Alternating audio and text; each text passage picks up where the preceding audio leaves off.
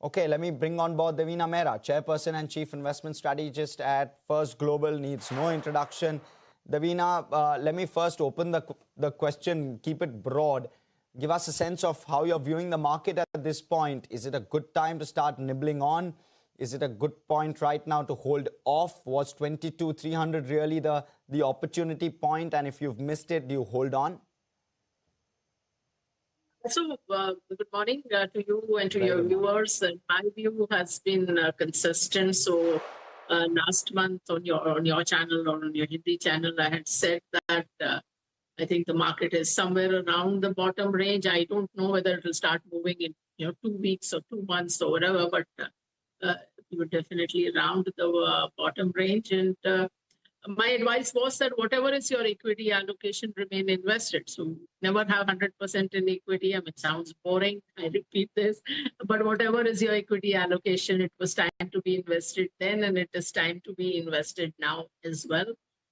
Overall, while I don't give index projections in probability terms, I think 2026 will be a better year than 2025, simply because this year at least the first few months, the sentiment was generally negative.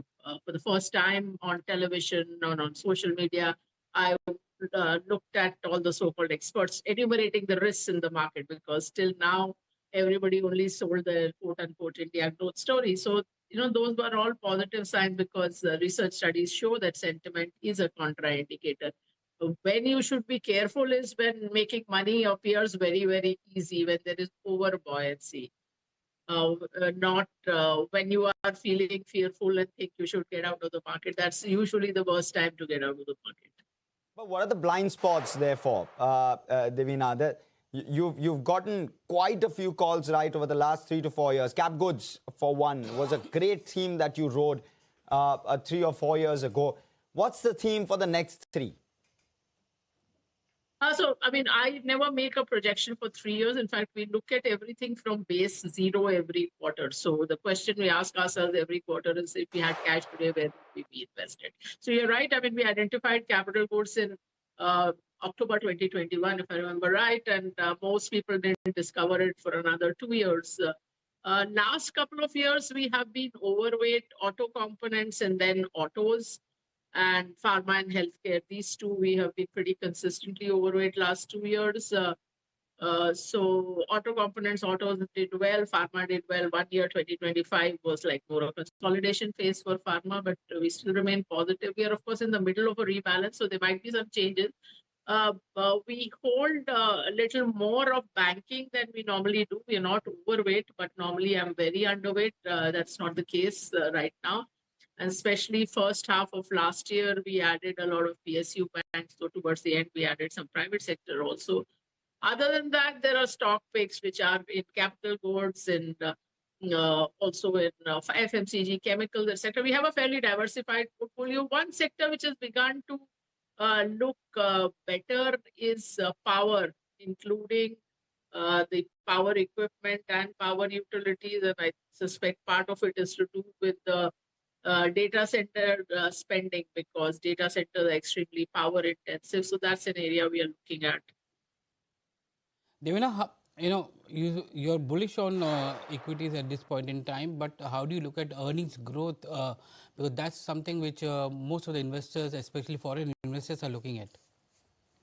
So earnings growth, looking at aggregate markets is usually, not very meaningful. If you talk about the Nifty PE or something, that doesn't make too much sense, because if you look at what each of these indexes were 25 years ago, 30 years ago, 20 years ago, 15 years ago, they're all complete, the sectoral composition completely changes.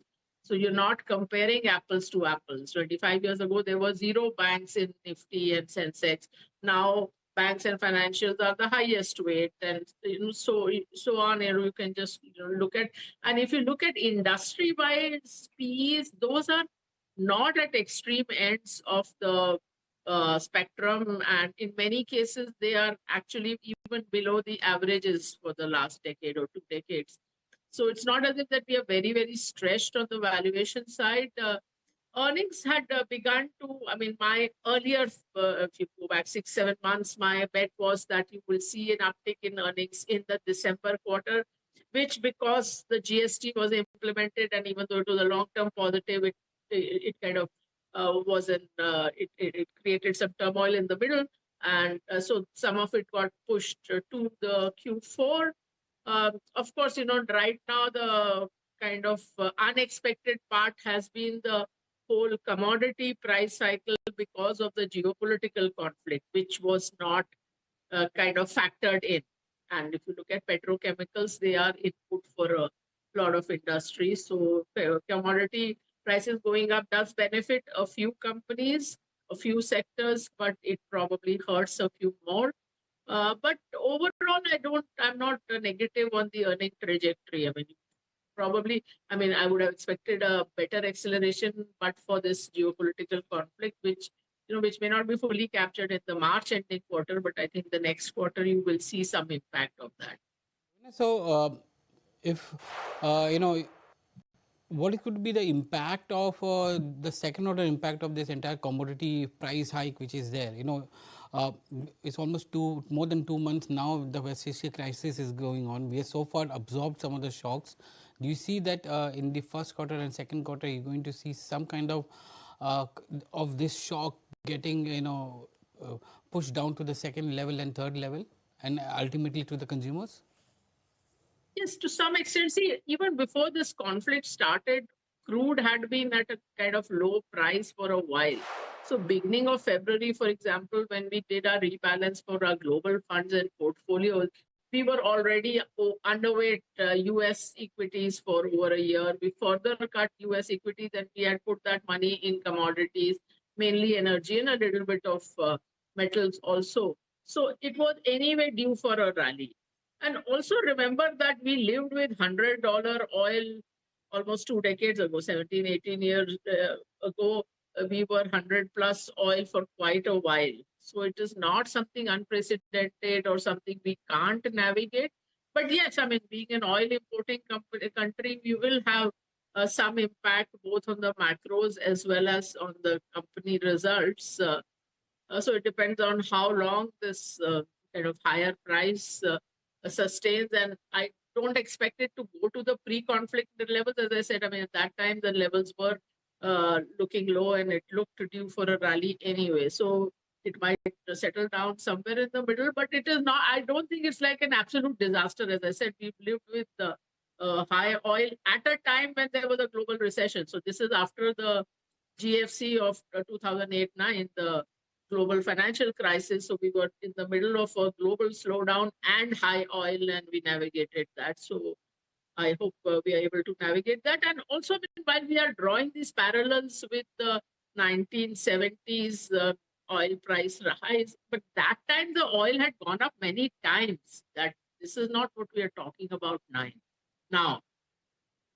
Right. And Devina, if I can ask you, what within the power value chain are you actually preferring at this point? We are actually studying it a little more, but as I said, a lot of both the power equipment producer as well as probably the the manufacturers are looking a little better, but the power companies themselves are also not looking bad. How do you look at the worst performing sector of this year, IT? Sorry, I missed the first part of your question. I said the worst performing sector of this year, IT?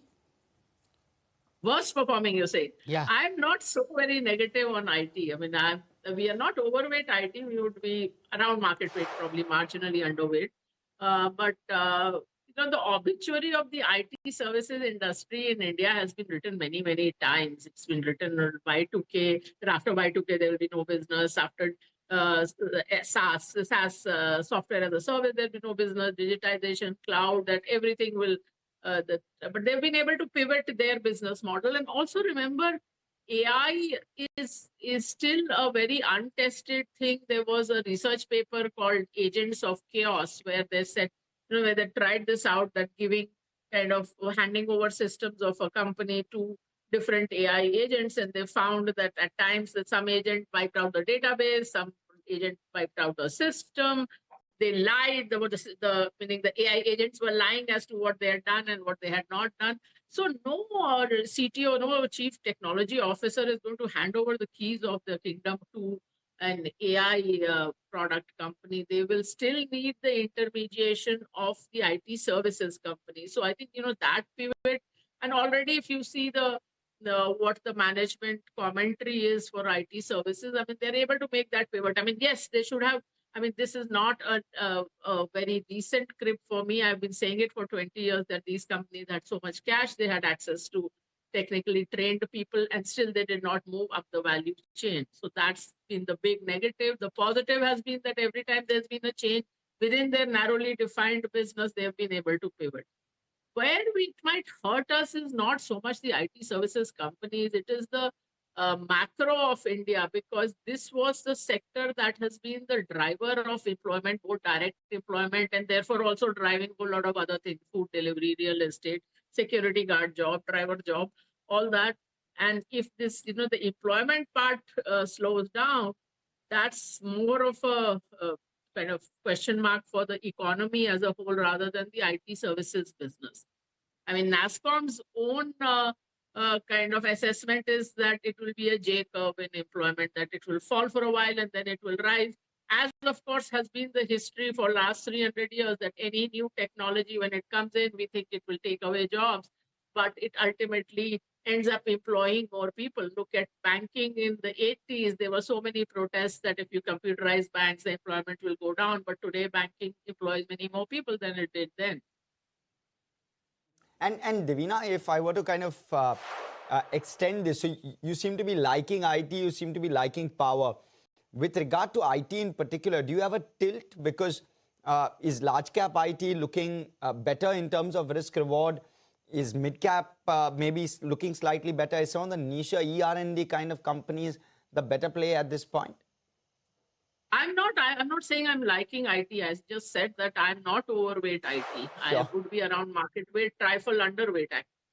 So I'm just saying that this kind of writing the obituary of the industry, I do not agree with.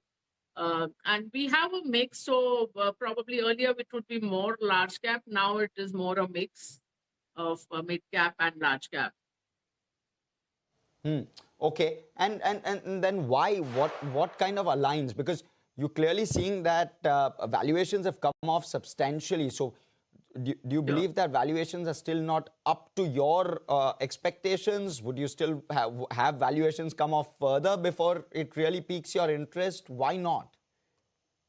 So, I mean, as I said, I mean, we are close to market weight, but I mean, it is still not at a stage where I can say that I want to make a big bet on it, because this is not, in terms of business, it's not going to be a very quick kind of up move. So the business itself will take time, but I'm saying that it will appear. The business will appear. It may not be exactly next month. Okay. Devina, thank you so much. This has been very engaging. Gives us a great perspective as to what you're seeing at this point with regard to markets in general. Thank you.